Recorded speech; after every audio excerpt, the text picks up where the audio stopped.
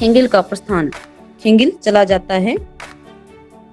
Coma, महाराज मुझे क्या आज्ञा है। अभी तक कोमा है वो गई नहीं है। वो उसके पीछे जैसे शराब लेने गई थी तो वो शराब लेकर के उसके पीछे आकर के खड़ी हो गई थी। वो बीच में उसको हस्तक्षेप नहीं कर रही है। वो खिंगिल की बातों में मशगूल हो गया है, लेकिन कोमा चुपचाप उसके पास खड़ी है और वो अब आदेश चाहती है कि राजा उसको क्या आदेश देगा। सकराज चौंक कर, अरे तुम अभी यहीं खड़ी हो? मैं तो जैसे भूल ही गया था।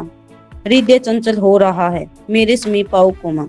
सकराज अत्यधिक हैरानी प्रकट करता हुआ कहता है कि तुम अभी तक यहाँ खड़ी हो? मैं तो तुम्हारे बारे में भूल ही गया था। हृदय बहुत बेचैन हो रहा है मेरे समीप आओ कोमा। वो अपने पास बुलाने की कोशिश कर रहा है। कोमा नई रानी के आगमन की प्रसन्नता से। तो कोमा पूछती है कि आपका हृदय ध्रुव स्वामिनी के आगमन की प्रसन्नता से चंचल हो रहा है क्या?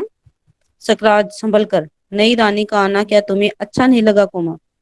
तो वो अत्यधिक सावधान होकर के पूछता है कि नई रानी यानी ध्रुव स्वामिनी है वो मेरे राज्य में आ रही है, क्या उसका आना तुझे अच्छा नहीं लगा? कोमा निर्विकार भाव से, संसार में बहुत सी बातें बिना अच्छी हुए भी अच्छी लगती है और बहुत सी अच्छी बातें बुरी मालूम पड़ती है।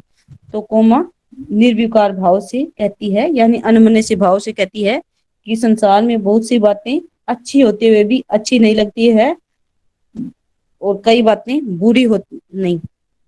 संसार में बहुत सी बातें अच्छी हुए बिना भी अच्छी लगती है, यानी संसार में कई बातें तो ऐसी होती है जो अच्छी नहीं होती है लेकिन फिर भी अच्छी लगती है, और बहुत सी अच्छी बातें अच्छी होते हुए भी बुरी मालूम पड़ती है। कहने का मतलब तुम पड़ोसी राजा पर नियंत्रण कर रहे हो, अधिकार कर रहे हो, अपने आप में तो ये अच्छी बात है, लेकिन जिस तरीके से तुम ये अधिकार कर रहे हो वो बहुत बुरी है। सकराज झुंझलाकर, तुम तो आचार्य मिहिर देव की तरह दार्शनिकों की सी बातें कर रही हो। सकराज उनकी बातों से झुंझला उठता है और कहता है कि तुम तो अपने पालित पिता यानी मिहिर देव की तरह दार्शनिकों वाली बातें कर रही हो। कोमा वे मेरे पिता तुल्य है, उन्हीं की शिक्षा से मैं पली हूँ। हाँ ठीक है, जो बातें राजा को अच्छी लगे वे ही मुझे भी रुचने ही चाहिए। तो कोमा कहती है कि वो मेरे पिता तुल्य है। यहाँ पर वो पिता तुल्य क्यों कह रही है? क्योंकि वो उसका वास्तविक पिता नहीं है, उसका पालन पोषण करने वाला पिता है। और वो कहती है कि उनकी शिक्षा से मैं पल बढ़ करके बड़ी हुई हूँ, उनसे ही मैंने सीखा है। और कहती है कि ये बात आपकी भी ठीक है कि जो बात राजा को अच्छी लगती है वो बातें ही मुझे भी अच्छी लगनी चाहिए, यानी हर एक व्यक्ति को राजा की बातों में रुचि लेनी चाहिए। सकराज अव्यवस्थित होकर, अच्छा तुम इतनी अनुभूतिमयी हो यह मैं आज जान सका। तो सकराज है वो अत्यधिक बेचैन हो जाता है, अव्यवस्थित सा होकर कहता है कि अच्छा तुम इतना अनुभव करने वाली हो गई हो, अनुभूतिमयी हो गई हो, मैं तो इसके बारे में आज ही जान सका हूँ। कहने का मतलब इससे पहले तो मैं तुम्हारे हृदय के बारे में जानता ही नहीं था कि जो बातें मुझे अच्छी लगती है वही बातें तुझे भी अच्छी लगती है। तो कोमा फिर कहती है, राजा तुम्हारी स्नेह सूचनाओं की सहज प्रसन्नता और मधुर आलापों ने जिस दिन मन के नीरस और नीरव शून्य में संगीत की, वसंत की और मकरंद की सृष्टि की थी, उसी दिन से मैं अनुभूतिमयी बन गई हूँ। तो कोमा राजा को संबोधित करती हुई कहती है कि तुम्हारी स्नेह सूचनाओं ने यानी तुम्हारे प्रेम की सूचनाओं की सहज प्रसन्नता और मधुर आवाज ने जिस दिन मेरे नीरस मन और शांत मन के अंदर संगीत की सी और वसंत की सी और फूलों के मकरंद की सी सृष्टि कर दी थी, उसी दिन से मैं अनुभूतिमयी बन गई हूँ। कहने का मतलब जब मुझे पता चला है कि तुम मुझसे प्रेम करते हो, उसी दिन से मैं अपने आप को तुम्हारे विचारों के अनुकूल मान चुकी हूँ। क्या वह मेरा भ्रम था? कह दो कि वह मेरी भूल थी। और वो कहती है कि क्या मैं तुमसे प्रेम करती हूँ ये मेरा संदेह है? यदि ऐसा है तो तुम मुझे कह दो कि ये सब मेरी भूल थी। उत्तेजित कोमा सिर उठाकर राजा से आंख मिलाती है, अत्यधिक गुस्से में आ जाती है और वो आंखों में आंखें डाल करके बातें कर रही है, यानी गुस्से से उसकी बातों का जवाब दे रही है। सकरात संकोच से, नहीं कोमा वह भ्रम नहीं था, मैं सचमुच तुम्हें प्यार करता हूँ। तो सकराज अत्यधिक लज्जित होता हुआ कहता है कि नहीं, ये भ्रम नहीं है, मैं तुमसे सचमुच सचमुच प्यार करता हूँ, यानी मैं तुम्हें वास्तव में प्यार करता हूँ, कोमा उसी तरह। तब भी यह बात, उसी तरह मतलब उसी तरह गुस्से में उत्तेजित होकर वो बोलती है कि तब भी यह बात कि तुम मुझसे यदि प्रेम करते हो फिर भी तुम ध्रुव स्वामिनी को अपने राज्य में बुला रहे हो। सकराज संशक भाव से, कौन सी बात? सकराज शक के भाव से, शक के साथ बोलता है कि कौन सी बात के बारे में बोल रही हो, कोमा वही जो आज होने जा रही है। मेरे राजा, आज तुम एक स्त्री को अपने पति से विच्छिन्न कराकर अपने गर्भ की तृप्ति के लिए कैसा अनर्थ कर रही हूँ। तो कोमा उसको समझाने की कोशिश कर रही है कि आज जो बातें आप करने जा रहे हो, आज तुम एक नारी को अपने पति से विच्छिन्न करवा कर यानी अलग करवा करके अपने गर्भ को तृप्त कर रहे हो, यानी अपने घमंड को पूर्ण कर रहे हो। ये बहुत बड़ा अनर्थ कर रहे हो, बहुत बड़ा पाप कर रहे हो। सकराज हंसकर बात उठाते हुए, अगली कोमा, यह मेरी राजनीति का प्रतिशोध है। सकराज उसकी बातों को हंसी में उड़ाता हुआ कहता है और उसको पागल कहकर संबोधित करता है, कहता है कि यह तो मेरी राजनीतिक बदला है, यानी ये तो मैं उसके साथ राजनीति कर रहा हूँ। कोमा दृढ़ता से, किंतु राजनीति का प्रतिशोध क्या एक नारी को कुचले बिना नहीं हो सकता।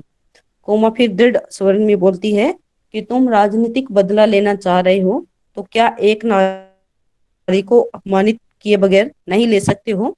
सकराज, जो विषय समझ में न आवे उस पर विवाद न करो। सकराज फिर उसको कहता है कि जो बात तुम्हारे समझ भी नहीं आती है उस पर झगड़ने की आवश्यकता नहीं है, वाद विवाद करने की जरूरत नहीं है। कोमा खिन्न होकर, मैं क्यों न करूं, ठहर कर, किंतु नहीं, मुझे विवश करने का अधिकार नहीं, यह मैं समझ गई। कोमा अत्यधिक दुखी होकर के कहती है कि मैं क्यों ना करूं, यानी सच क्यों ना करूं, सच क्या झगड़ा क्यों ना करूं। ठहर कर फिर रुक करके सोचती है कि किंतु नहीं, मुझे विवश करने का अधिकार नहीं, कि तुम जो काम कर रहे हो वो तुम काम करोगे, मुझे तुम्हें विवश करने का या लाचार करने का अधिकार अभी तक प्राप्त नहीं है। वो कहती है कि ये सारी बातें मुझे अब समझ में आ गई हैं। वह दुखी होकर जाना चाहती है। दूसरी ओर से मिहिर देव का प्रवेश, हाथ में लंबा त्रिशूल, घुटने तक परिच्छद और छाती में सफेद दाढ़ी। वह अत्यधिक दुखी हो जाती है और वहां से जाने की कोशिश करती है। दूसरी ओर से मिहिर देव आता है, उसने अपने हाथ में लंबा सा त्रिशूल ले रखा है, घुटने तक लटकता हुआ वस्त्र यानी कुर्ता पहन रखा है और छाती तक सफेद रंग की दाढ़ी लटक रही है। इस प्रकार का वेश धारण करके दार्शनिक राजा के दरबार में रहता था। सकराज संभ्रम से खड़े होकर, धर्म पूज्य, मैं वंदना करता हूँ। सकराज उसको देख करके भ्रमित हो जाता है, भ्रम के साथ खड़ा होता है और उससे कहता है कि धर्म पूज्य, मैं वंदना करता हूँ। उसको जैसे नमस्कार करता है। मिहिरदेव, कल्याण हो। कोमा के सिर पर हाथ रखकर, बेटी, मैं आज तुझको ही देखने चला आया, तू उदास क्यों है। सकराज की ओर गूढ़ दृष्टि से देखने लगता है तो मिहिरदेव आकर के कल्याण हो कहता है, कोमा के सिर पर हाथ रखता है और बोलता है कि मैं तुझसे ही मिलने या तुम्हें ही देखने के लिए इधर आ गया था। और फिर पूछता है कि तुम उदास क्यों दिखाई दे रही हो। ऐसा पूछते हुए वो सकराज की तरफ रहस्यमयी दृष्टि से देखता है। कहने का मतलब कहीं सकराज ने तो इसको दुखी ना कर दिया हो, इसलिए वो गूढ़ दृष्टि से उसकी तरफ देखता है। सकराज, आचार्य रामगुप्त का दर्प दलन करने के लिए मैंने ध्रुव स्वामिनी को उपहार में भेजने की आज्ञा दी थी। तो सकराज अपने आप ही बताने लगता है कि आचार्य रामगुप्त का घमंड चूर करने के लिए मैंने ध्रुव स्वामिनी को उपहार में भेजने का आदेश दिया था। आज रामगुप्त की रानी मेरे दुर्ग में आई है, कोमा को इसमें आपत्ति है। और वो बताता है कि आज उसकी महारानी यानी ध्रुव स्वामिनी है, वो मेरे दुर्ग में आ रही है, तो इस बात के लिए इसको परेशानी है, इस बात की कोमा को परेशानी है, इसलिए ये दुखी है। मिहिरदेव गंभीरता से, ऐसे कामों में तो आपत्ति होनी ही चाहिए। राजन, स्त्री का सम्मान नष्ट करके तुम जो भयानक अपराध करोगे उसका फल क्या अच्छा होगा, और भी यह अपने भावी पत्नी के प्रति तुम्हारा अत्याचार होगा। तो मिहिरदेव अत्यधिक गंभीर होकर के कहता है कि ऐसे कामों से तो परेशानी होनी ही चाहिए। राजन, स्त्री का सम्मान नष्ट करके तुम भयानक अपराध करोगे। वो उसको समझाने की कोशिश कर रहा है कि एक नारी को अपमानित करके तुम बहुत बड़ा अपराध करने जा रहे हो और उस अपराध का परिणाम भी बहुत बुरा होने वाला है। और भी यह अपनी भावी पत्नी के प्रति तुम्हारा अत्याचार होगा। और दूसरी बात यह है कि तुम अपनी भविष्य में होने वाली पत्नी के प्रति भी अत्याचार वाला व्यवहार। उससे बार बार पूछता है कि तुमने अपने आचार्य के द्वारा पाली गई कन्या के साथ क्या प्रेम का संबंध स्थापित नहीं किया है? क्या इसमें भी संदेह है?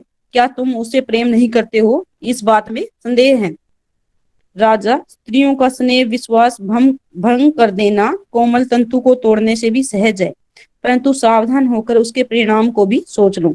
फिर वो राजा को समझाने की कोशिश कर रहा है कि औरतों का स्नेह विश्वास तोड़ देना अत्यधिक पतले कोमल तंतु को तोड़ने से भी आसान है। यानी कोई युवती तुम पर विश्वास करके तुमसे प्रेम कर रही है, यदि तुम उसके प्रेम के बंधन को तोड़ते हो तो वो बहुत सरल कार्य है, परंतु सावधान होकर उसके परिणाम को भी सोच लो। लेकिन सचेत होकर के तुम्हें उसके परिणाम के बारे में भी सोचना है कि यदि तुम उसको धोखा देते हो तो उसके बदले में तुम्हें क्या मिलने वाला है। सकराज, मैं समझता हूं कि आप मेरे राजनीतिक कामों में हस्तक्षेप न करें तो अच्छा हो। तो सकराज को गुस्सा आ जाता है मिहिरदेव की बातों से, तो वो कहता है कि आप मेरे राजनीतिक कामों में कोई भी दखल अंदाजी ना करो तो ही अच्छा है। मिहिरदेव, राजनीति राजनीति ही मनुष्यों के लिए सब कुछ नहीं है। तो फिर भी मिहिरदेव उसको समझाने की कोशिश कर रहा है कि तुम राजनीति की बातें कर रहे हो, राजनीति ही मनुष्य के लिए सबसे बड़ी बात नहीं है। राजनीति के पीछे नीति से भी हाथ न धो बैठो, जिसका विश्व मानव के साथ व्यापक संबंध है।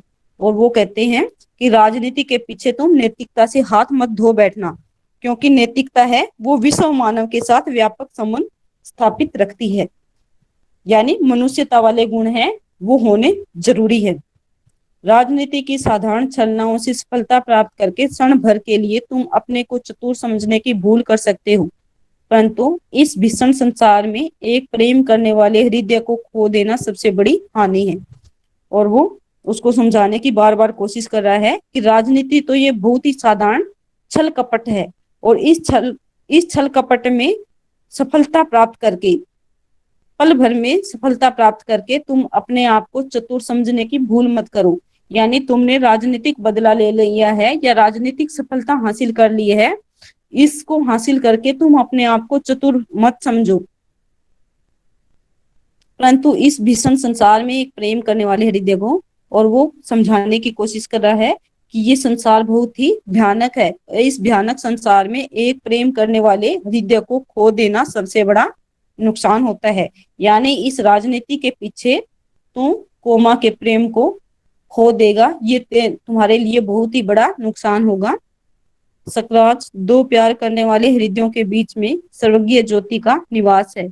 वो सकराज को बार बार संबोधित करता हुआ कहता है कि दो प्रेम करने वाले हृदय के बीच में स्वर्ग में जिस प्रकार की सुखानुभूति है, उसी सुखानुभूति का निवास होता है। यानी जब एक व्यक्ति दूसरे से प्रेम करता है तो उसको इतनी ही सुखानुभूति होती है जितनी स्वर्ग की सुख सुविधाओं के कारण होती है। इस प्रकार से मिहिरदेव उसको उदाहरण दे दे करके समझाने की कोशिश कर रहा है। सकराज, बस बहुत हो चुका, आपके महत्व की भी एक सीमा होगी। अब आप यहाँ से नहीं जाते हैं तो मैं ही चला जाता हूँ प्रस्थान। सकराज उसकी बातें सुन सुन करके अत्यधिक बोर हो चुका है, तो वो कहता है कि अब बहुत हो चुका है, कि मैंने आपके उपदेश बहुत सुन लिए हैं, आपके महत्व की भी कोई सीमा है। यानी तुम जो बातें बोल रहे हो, तुम्हारी मैं बातें सुनूं, इसकी भी कोई एक लिमिट है, कोई सीमितता है। तुम अब आप यहाँ से नहीं जाते हैं तो मैं ही चला जाता हूँ। और वो कहता है कि मैं तुम्हारी बातों को सुन सुन करके पक चुका हूँ, यदि तुम यहाँ से नहीं जाते हो तो मैं ही तुमसे पीछा छुड़वाने के लिए यहाँ से चला जाता हूँ। ऐसा कहकर के वो प्रस्थान करता है। मिहिरदेव, चल कोमा, हम लोगों को लताओं, वृक्षों और चट्टानों से छाया और सहानुभूति मिलेगी, इस दुर्ग से बाहर चल। तो मिहिर देव फिर अपनी पालित कन्या कोमा को संबोधित करता हुआ कहता है कि चल कोमा, हम लोगों को लताओं, वृक्षों और चट्टानों की छाया में सहानुभूति मिलेगी। कहने का मतलब वो हमारी इज्जत करेंगे। इस राजभवन में रहते हुए हमें अपमानित होकर के जीना पड़ रहा है, इससे अच्छा है कि हम पेड़ों की लताओं, वृक्षों और चट्टानों के पास जाकर के रहें, वहां सहानुभूति प्राप्त करें, इस दुर्ग दुर्ग से क्या होता बाहर है चलें। मैम? क्या? दुर्ग क्या होता है? दुर्ग राजमहल। कि इस राजमहल महल में तो हमें अपमानित जीवन जीना पड़ रहा है, जैसे तुम्हारे होते हुए भी वो दूसरी महारानी को बुला रहा है, तो ये तेरे लिए अपमानित है, अपमानजनक कार्य है, और मुझे ऐसा कह मैम करके दुर्ग अपमानित किला कर नहीं रहा होता है। क्या? क्या? किला, दुर्ग किला दुर्ग नहीं किला होता या क्या? राजभवन? राजभवन या किला? ठीक है मैम। और मैम संस्कृत में शायद दुर्ग शब्द घोड़े के लिए प्रयोग किया जाता है। तुरंग होता है, तुरंग, घोड़ा।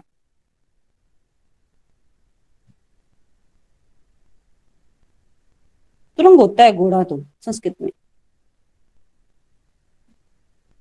दुर्ग एक किला बोल सकते हो या राजभवन। राजा जहाँ रहता है वो किला ही तो होता है।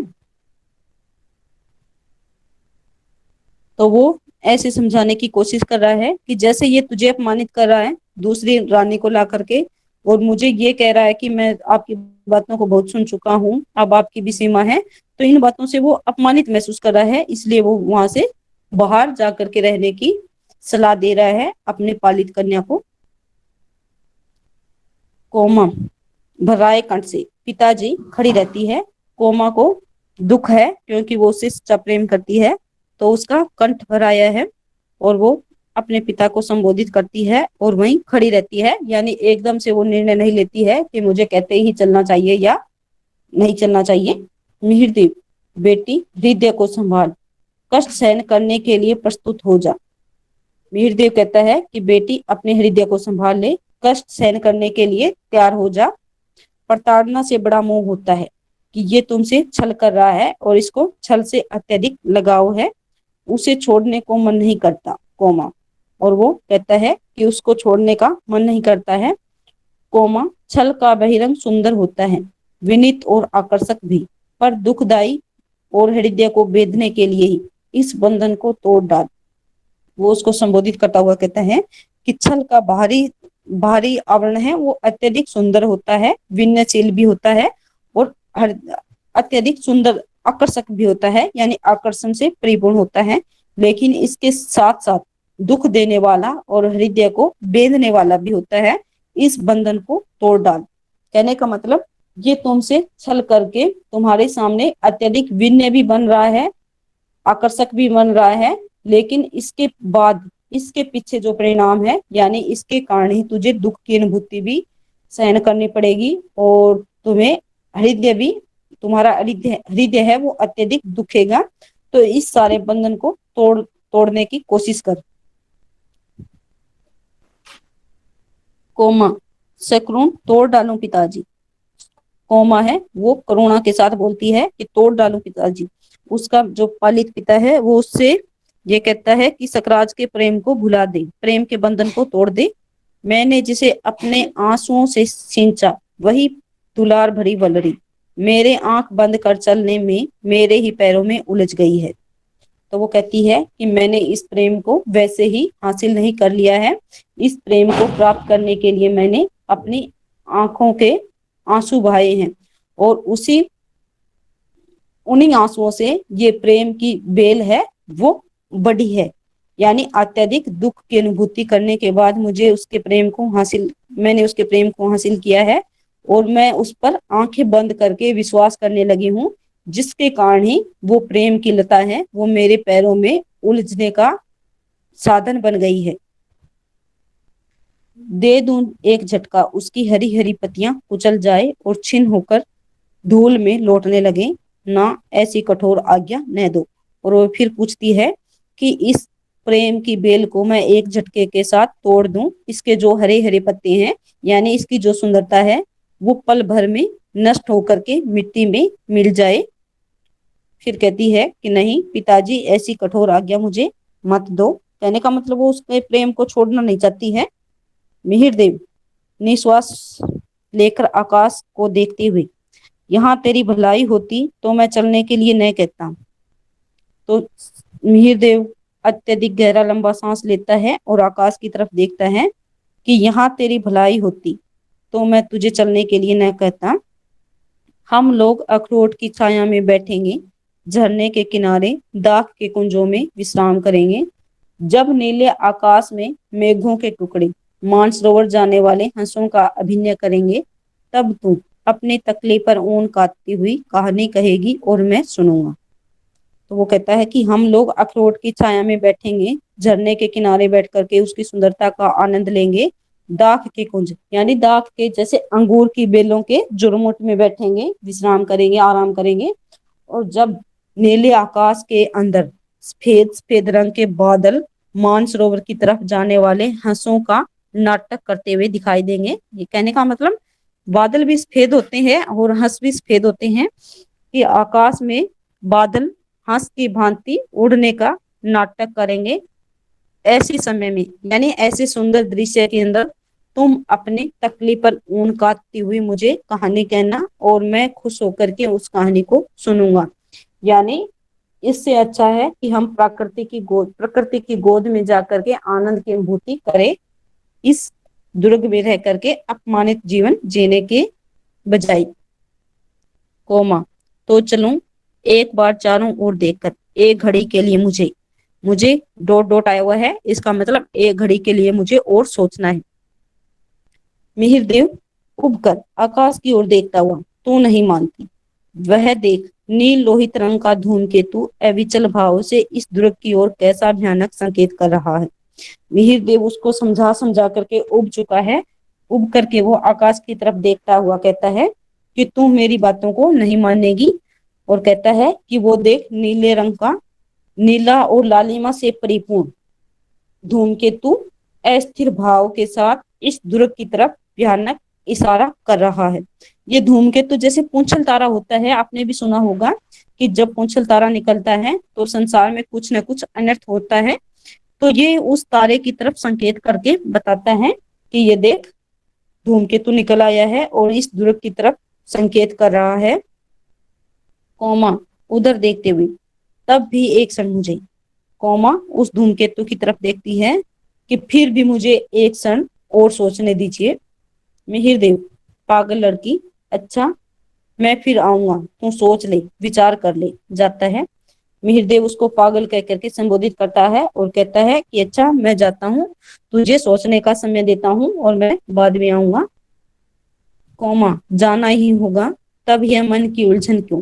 اے منگل کا ابھشاپ اپنی کرور ہنسی سے اس درگ کو کمپا دے گا اور سکھ کے سوپن ولین ہو جائیں گے. تو کوما پھر اپنے آپ سے کہتی ہے کہ مجھے جانا ہی ہوگا. یدی جانا ہی ہے تو من کو اس پرکار سے کیوں الجھا کر کے رکھوں, یعنی نرنے لے ہی لوں. اے منگل کا ابھشاپ, اے منگل ہوتا ہے اکلیان یعنی برائی کا, ابھشاپ شراپ, اپنی کرور کٹھور ہنسی سے اس درگ کو کمپا دے گا, کہ جو امنگل ہونے والا ہے وہ اپنی کرور ہنسی سے اس درگ کو اتیہدک ہلا دے گا, کمپا دے گا, یعنی نشٹ کر دے گا. اور سکھ کے سوپن ولین ہو جائے گی, کہ یہاں رہ کر کے میں نے جو سکھ کے سپنے دیکھے تھے وہ سارے سپنے بھی میرے نشٹ ہو جائیں گے. میرے یہاں رہنے سے انہیں اپنے بھاؤں کو چھپانے کے لیے بناوٹی ویوہار کرنا ہوگا. اور وہ کہتی ہے کہ یدی میں یہاں رہتی ہوں تو اس کو یعنی سکراج کو اپنے میرے پرتی پریم کے بھاؤں کو بناوٹی طریقے سے چھپانا ہوگا. پگ پگ پر اپمانت ہو کر میرا ہردے اسے سہ نہیں سکے گا, اور قدم قدم پر وہ مجھے اپمانت کرے گا, یعنی میرے پرتی پریم کے بھاؤ پرکٹ نہیں کر سکے گا, تو وہ باتیں بھی مجھے اچھی نہیں لگے گی. تو چلوں یہی ٹھیک ہے پتا جی, ٹھہریے میں آتی ہوں. تو ایسا سوچتی ہوئی وہ کہتی ہے کہ مجھے تو چلنا ہی چاہیے, اور اپنے پتا جی کو کہتی ہے کہ میں بھی آتی ہوں. سکراج پرویش کر کے کوما جاتی ہوں راجا. سکراج کہاں؟ آچاریہ کے پاس. معلوم ہوتا ہے کہ وہ بہت ہی دکھی ہو کر چلے گئے ہیں. کوما دھوم کیتو کو دکھا کر انہوں نے مجھ سے کہا ہے تمہارے درگ میں رہنے سے امنگل ہوگا. तो कोमा फिर उस धूमकेतु की तरफ दिखाते हुए कहती है कि मेरे जो पिता है यानी मिहिर देव हैं, उन्होंने उस धूमकेतु के बारे में बताया है कि यदि मैं तुम्हारे राज्य में रहती हूँ तो बहुत ही अकल्याण होने वाला है, यानी बुरा घटित होने वाला है, इसलिए मैं यहाँ से जा रही हूँ। आ रहा है